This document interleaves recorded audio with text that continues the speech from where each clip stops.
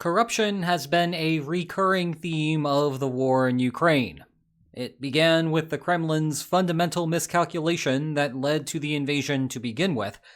It has ignored the front lines and crossed over into Ukraine, where it lurked in the background of some high palace drama, and meanwhile, Russia still cannot get it out of its system. But then again, maybe that is the point. Perhaps corruption is a feature, not a bug. So pick up the phone, assuming our telecoms guy has been paid off for the month, because the geopolitics helpline is about to start. Why do Putin and dictators as a whole tolerate corruption? Isn't the point of being an authoritarian to boss people around and not have them steal from you? And as delicious as the irony would have been, there was no bribe attached to this question. But I thank you nonetheless for it. Let me answer more generally, and then I will make some specific comments about Russia, along with a handful of other countries. I should also note that autocracies are opaque, and thus how true anything we think might be the case is up for debate. That said, I think there are 4 main reasons why you see so much corruption in autocracies. 1. Corruption is a team effort. 2. It is hard for the autocratic leader to police underlings from engaging in corruption. 3. Allowing corruption buys loyalty from your lieutenants. And finally, on a related front, culpability encourages further loyalty. Let me start with the team effort part, because that one is straightforward. Part of the point of being a modern-day king is to live like a king. Sadly, it is hard for you to do that through non-corrupt means. After all, if we want to pretend like an autocratic government has legitimacy, it cannot be outright stealing from its people. In turn, the way that you accomplish the graft is with the help of others. No leader in any type of regime, democracy, autocracy, or otherwise, actually implements policies. You have a large team to do it on your behalf.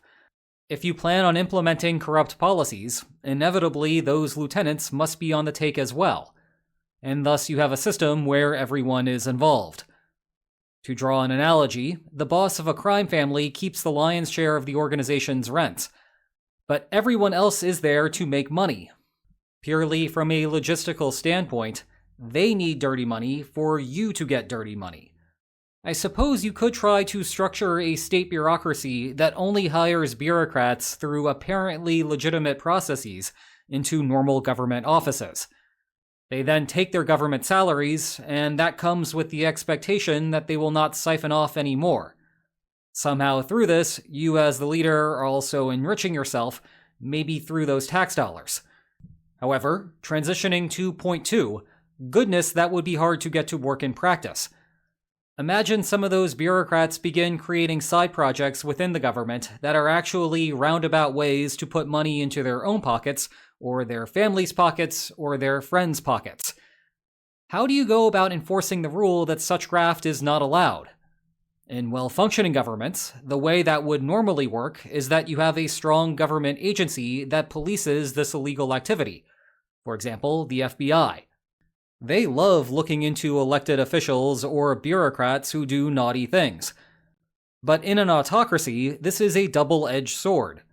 The stronger the compliance regime is, the more capable they are of removing you from office as well. Remember, the whole point here is for you to siphon off state funds. You are essentially creating the organization that would be responsible for your own demise. Anti-corruption organizations exist in autocracies, of course. It is just that they are all fairly weak, and oftentimes they have overlapping jurisdictions. That way it is difficult for any one of them to remove you from office. The other way that democracies resolve this problem is through a strong independent media that will report on corruption and expose guilty parties. That not only increases the sense of justice, it also deters government agents from getting any ideas. But we run into a similar problem here, where independent media can also say negative things about the leader. And worse, they have a large enough public following that they can coordinate resistance against the government.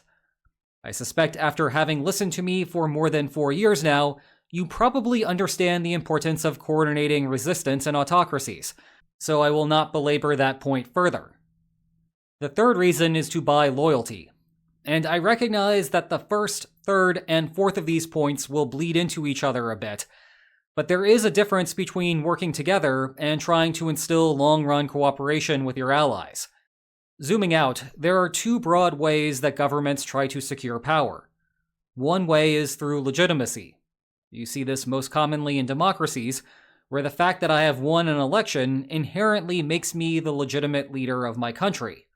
This extends to varying degrees outside of democracies as well, though the reasonableness of some autocracies claiming legitimacy can get interesting. For example, the Soviet Union claimed legitimacy as a regime by bettering the lives of the proletariat and needing to stay in power to prevent evil capitalists from exploiting the poor common man. The Chinese Communist Party today claims legitimacy by arguing that they simply do a better job than whatever the alternative would be. Plus, Chinese citizens do not have to put up with all of the nonsense that occurs in democratic systems. On the more extreme end, I just don't know how you justify some of them. The other way that you can structure your government is through fear and power, but you still cannot keep revolutions at bay all by yourself. You need to secure the support of at least a handful of key individuals to maintain office. Some of these people will be the wealthiest individuals in the country, who could otherwise buy support for themselves, or a preferred alternative if they wanted to. Another set of necessary allies are in the military and security forces, who could otherwise present a physical threat to your person. The way that you buy out their alternatives is to simply enrich them.